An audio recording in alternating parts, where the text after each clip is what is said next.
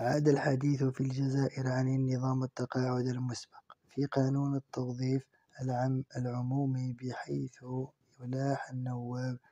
ينتمون إلى مختلف التشكلات السياسية في الضغوطات على الحكومة من أجل إعادة العمل بالنظام والمناقشة إلى مستوى الرغف السفلي للبرلمان، معتبرين الأمر مطالبا لعشرات الآلاف الموظفين في قطاع حكومة. والتقاعد المسبق هو النظام كان يسمح للموظفين في قطاع الاقتصاد بالاستفادة من المعاش،